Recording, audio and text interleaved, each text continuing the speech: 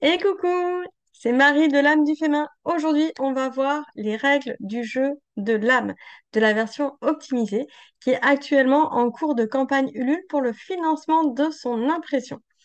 Alors, pourquoi passer par une campagne Ulule? Eh bien, tout simplement pour pouvoir regrouper en précommande un maximum de jeux et demander à un imprimeur de nous les imprimer en France, à Strasbourg. Donc du Made in France directement disponible. Bien, après cette campagne, si on arrive au 100%, on y est presque.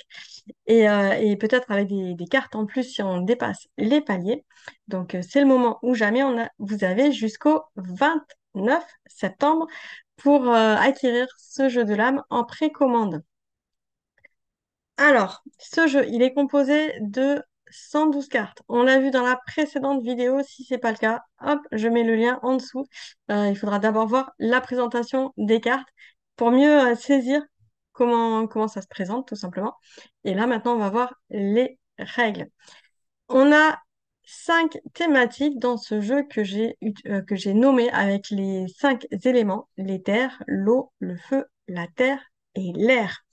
Chacun de ces éléments est identifiable par la couleur des dos des cartes. Donc, il n'y a pas forcément le même nombre de cartes dans chacun de ces éléments, mais c'est fait exprès, c'est pas grave. Ici, par exemple, en rose, on va avoir les cartes éthers. Ce sont des thématiques d'inspiration. Donc, l'idée, eh bien, ça va être de piocher ici une thématique, de commencer, par exemple, vibration. À quoi les vibrations vous font-elles penser? Soit vous créez en faisant des vibrations sur votre création. Ça peut être un tremblement de terre, ça peut être qu'est-ce qui peut vibrer de la musique, ça peut être énormément de choses. Et en fond, il y a toujours une illustration qui vient de mes créations, de mes carnets, de mes journaux, pour donner une piste. Donc même si on a des difficultés à lire ou à comprendre ou à appréhender la thématique ou la consigne, eh bien, on va avoir toujours un visuel qui est soutenant. Donc voilà, il y a plein de visuels soutenants. Alors forcément, c'est une fois d'un côté, une fois de l'autre. Voilà.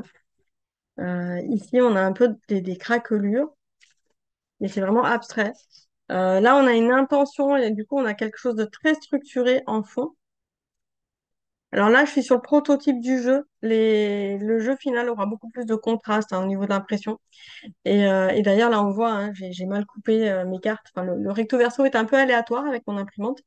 Mais on va passer par un imprimeur professionnel, il fera ça beaucoup mieux que moi.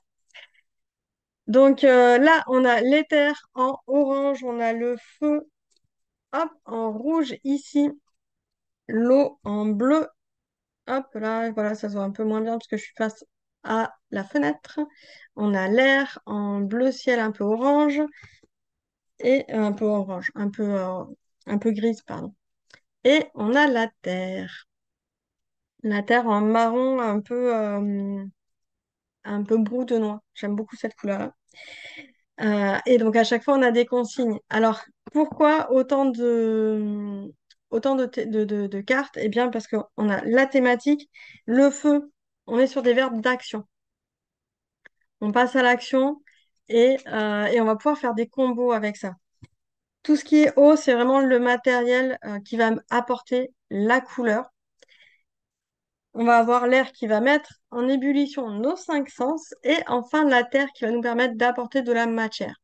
Et donc, en fonction de ce que vous avez envie de créer, vous pouvez tirer au sort le paquet entier, j'allais dire, déjà prendre une carte, mélanger toutes les cartes entre elles et n'en piocher une pour donner qu'un point de départ.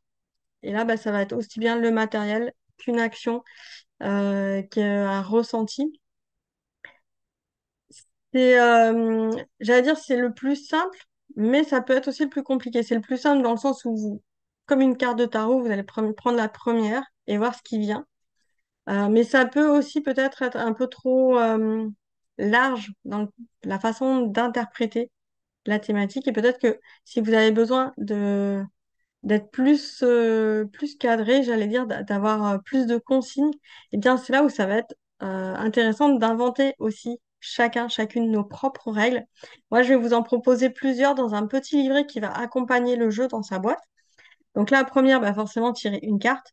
Ensuite, dans un deuxième temps, Ce que je faisais déjà sur la première version du jeu de l'âme en version imprimable et téléchargeable, eh bien, c'était d'utiliser une carte prompt donc dans les cartes Ether, les thématiques. Donc de partir sur une thématique, par exemple là, si je voilà, je pioche un peu au hasard, ça va être une lettre. Et ensuite, on a une thématique, on va chercher des verbes d'action. Donc dans les verbes d'action, qu'est-ce qu'on va faire avec cette lettre? Ben, on va coller sur notre page. Et par exemple là, instantané, fulgurant, spontané. Donc quelque chose, hop, on fait comme ça vient, on réfléchit pas. Et hop, ici, mélanger. Alors c'est vrai que ça donne des indications, ça donne beaucoup de potentiel sur une lettre. Alors on peut aussi bien créer, on voit ici une lettre en fond, c'est la lettre E. On peut très bien écrire une lettre à quelqu'un. Enfin, voilà, il y a plein de façons d'entendre en fait les thématiques et il y a aussi plein de façons de dire mélanger. Mais mélanger quoi? Les couleurs, les textures, les matières, mélanger les lettres aussi, parce que j'ai dit une. Mais peut-être qu'en fait, bah, on est plutôt à se dire je vais écrire plusieurs lettres. Et pourquoi pas? Il n'y a pas de mauvaise façon d'interpréter. C'est le mot d'ordre du jeu de l'âme, il n'y a pas de mauvaise façon d'interpréter. Le seul truc, c'est de passer à l'action, de se mettre en mouvement. Donc c'est là où les cartes feu vont être très intéressantes, les cartes pour passer à l'action. Donc voilà, déjà de prendre une thématique, des verbes d'action, déjà ça permet de bien mettre en mouvement. Après, si on est joueur, on peut prendre une carte de chaque. Donc là, par exemple, je vais prendre une carte de chaque devant moi parce que en fait, j'ai bien séparé mes paquets devant moi. Euh, donc si je prends, voilà, étaler, essuyer, avec une poudre de colorisation, hop, ici, si je prends une autre, ben non, c'est la même. Carte blanche, la fameuse carte blanche, avec des matières naturelles et ressentir. Donc là, c'est l'idée de se faire inspirer par ces 5 cartes. Ça nous donne déjà une indication sur quelle matière, qu'est-ce qu'on va sortir de ces placards en fait. À la place d'avoir tous ces placards ouverts tout le temps, là on sort que bah voilà, on a la poudre de colorisation plus les matières naturelles. On peut déjà partir sur ça pour se mettre en mouvement dans notre art journal. On va essuyer, on va ressentir, mais ressentir, ça peut être aussi la thématique. Carte blanche, ressentir. Après, la prochaine règle que j'allais dire, la quatrième règle, c'est de faire des combos. De toute façon, c'est quelque chose d'assez naturel qui va venir, c'est que des fois, on peut combiner des actions. Ce qui se combine très bien, ça va être une carte eau. Donc la carte eau, on est toujours sur ce qui va porter la couleur, ici le stylo bille, et je peux la combiner avec une carte action. Par exemple ici, explosion. Quand moi je vois stylo bille plus explosion, bah, je pense soit à dessiner un feu d'artifice. Alors sur le stylo bille, j'allais dire c'est avec perte et fracas, mais on peut aussi exposer le stylo bille sur sur la page, pourquoi pas. Des fois on a des vieux stylos billes on a du mal à les faire fonctionner. Ça peut être un très bon moyen pour se défouler. Ça peut être, il y a plein de façons après de dessiner des explosions. Donc voilà, ça peut être faire une bombe, ça peut être donc même si c'est une carte feu, on peut quelque part la détourner en carte de thématique de prompt. C'est ça qui est bien, c'est que faut pas dire oui mais c'est une carte d'action donc faut que je passe à l'action. C'est une carte d'action, oui, mais ça peut devenir une carte de thématique, en fait. Comme on peut faire des combos. Donc, on peut faire des combos enfin, des combos qui sont vraiment pratiques et en passage à l'action. Donc, les eau et feu vont bien se combiner.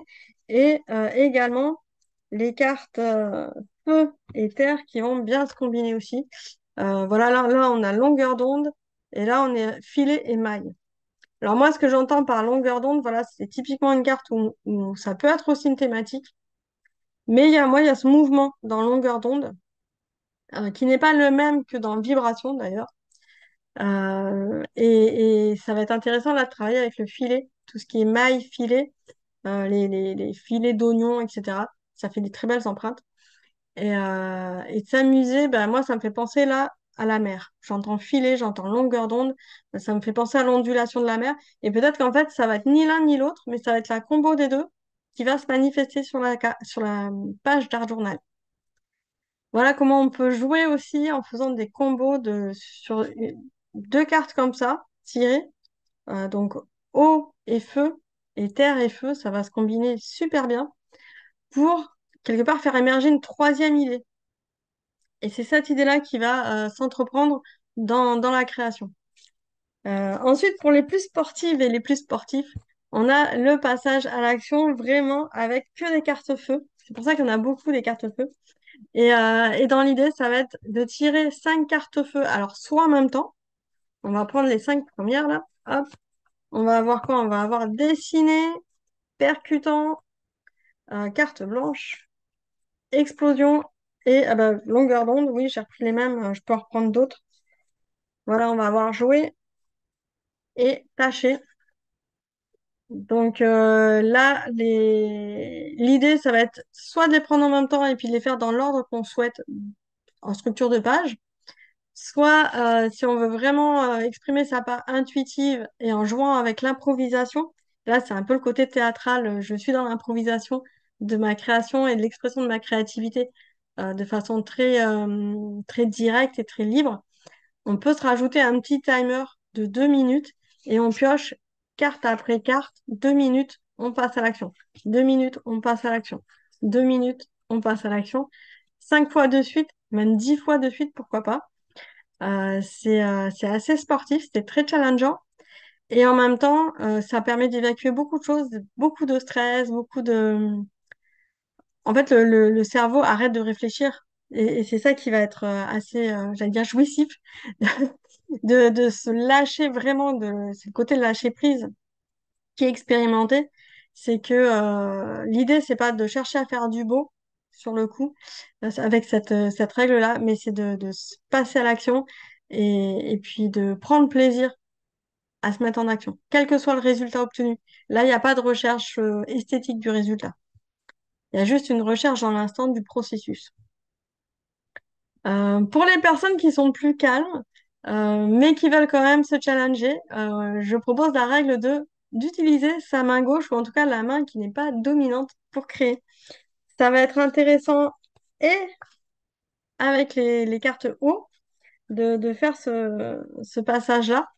En se disant, bah tiens, je vais piocher un médium que j'ai déjà, pardon. Donc l'aquarelle. Et aujourd'hui, bah, l'aquarelle, ça va être avec ma main qui n'est pas ma main dominante avec laquelle je suis habituée. Là, l'idée, c'est de s'exercer autrement et de rajouter un petit peu de difficulté. Donc quand on a bien l'habitude des cartes, ce petit côté gauche-droite, voire même, moi, ce que j'aime bien aussi de temps en temps de faire, c'est faire une page à droite avec ma main droite et la page de gauche avec la main gauche. Et de faire un espèce de test de Rorschach, j'allais dire. En fait, de faire la même chose des deux côtés, mais on voit vraiment la différence. Et c'est bien parce qu'en plus, plus on exerce la main avec laquelle on est moins à l'aise, et plus on est à l'aise avec. Donc, ok, on n'est pas forcément à l'aise avec les deux mains, mais c'est parce qu'aussi, on l'exerce pas assez souvent. Donc cette règle, elle va être assez intéressante aussi pour ça.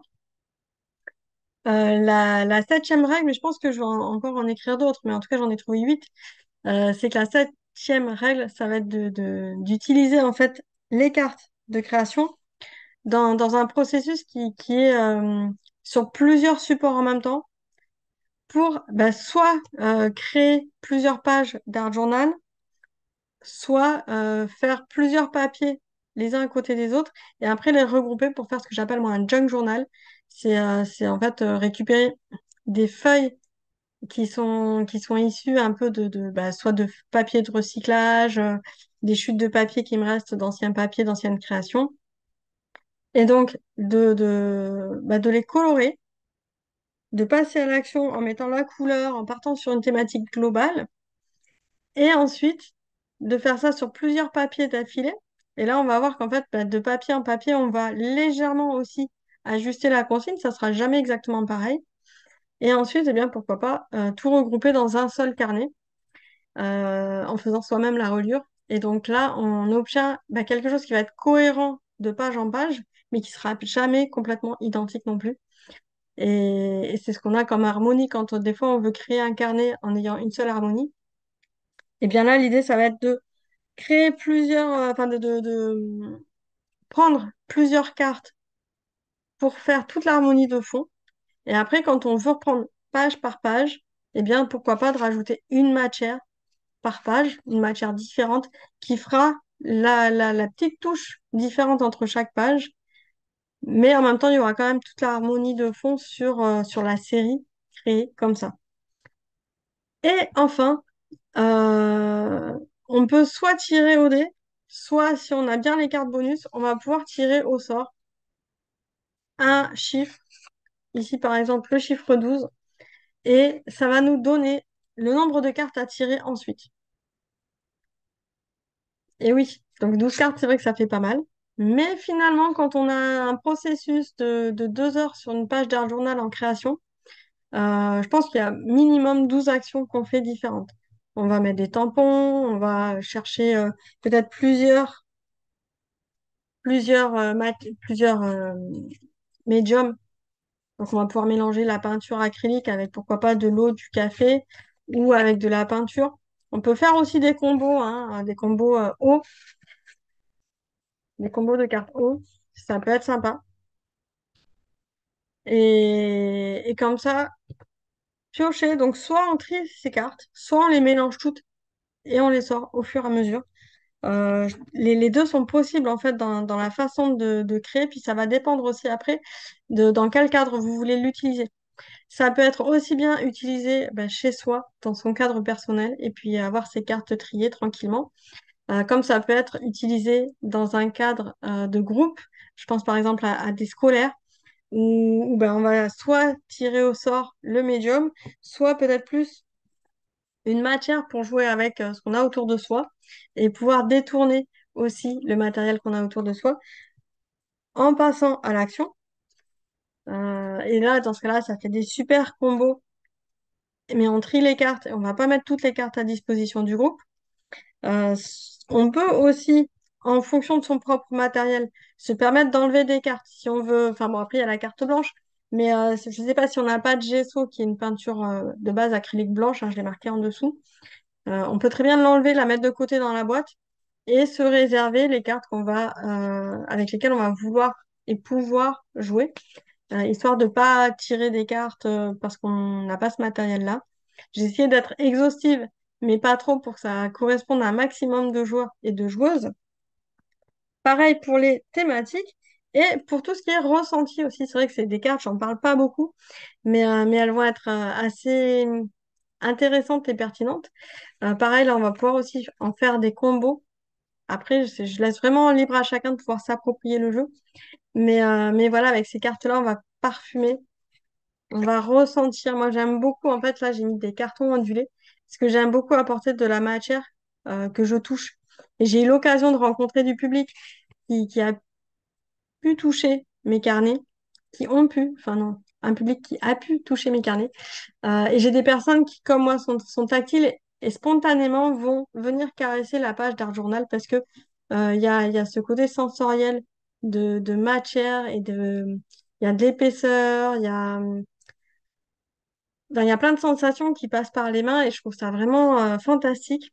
On va avoir bah, forcément la carte blanche, mais on va avoir aussi la légèreté et voir comment vous exprimez la légèreté.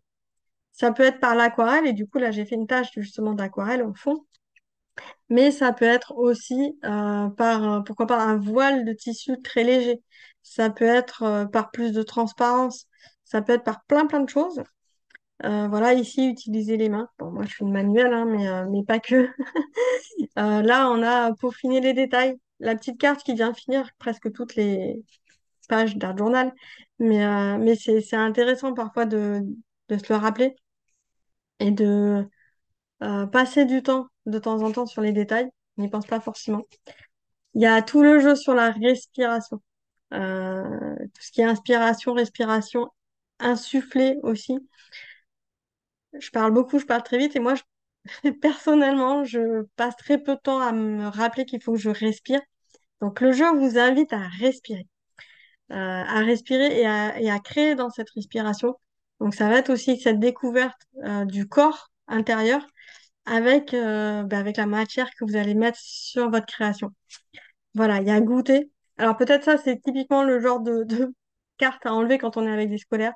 On va peut-être pas faire manger de l'aquarelle aux enfants, euh, mais euh, mais il y a cette notion de gustative, de d'expression du goût, et je trouvais ça intéressant et sur le coup assez joueur de jouer avec cette notion-là. Comment on peut mettre le goût dans notre page d'art journal. Insuffler, voilà, comme je l'avais dit, en rythme. Là, on arrive sur tout ce qui est auditif, voir, et voir ou ne pas voir. Et là, pareil, on va pouvoir interpréter aussi les propositions avec leur opposé. Voir, ne pas voir, cacher, montrer, toucher, pas toucher. Voilà, on va avoir aussi ce côté yin et yang, j'allais dire, ombre et lumière de chaque thématique, de chaque proposition. Intuitif, voilà, laissez-vous porter par votre intuition. Et l'intuition, bah, comment vous la canalisez, je pense que ça, c'est propre à chacun. Par quel sens ça va passer? Est-ce que c'est l'intuition parce que ça passe par l'odorat? J'ai senti quelque chose d'étrange. Est-ce que ça va passer par le toucher? Ou parfois on touche quelqu'un et on dit, ah, je le sens. Enfin, je le sens pas d'ailleurs, l'expression je le sens pas. Donc c'est là où l'intuition va se faire. Et écouter, s'inspirer des bruits autour de nous, c'est important.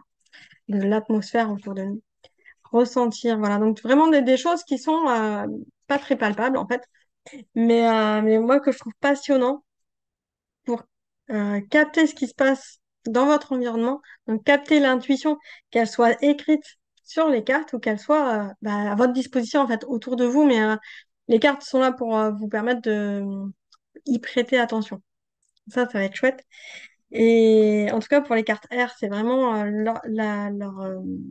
leur fonction de vous faire, de prêter attention à ce qui se passe autour de nous et pas que ce qu'il y a dans le jeu.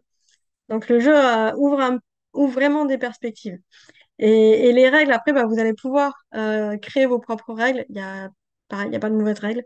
Euh, et vous allez pouvoir aussi, j'espère, pouvoir échanger les règles dans la communauté. Moi, j'ai vraiment hâte de découvrir comment vous allez vous approprier le jeu, comment vous allez jouer avec.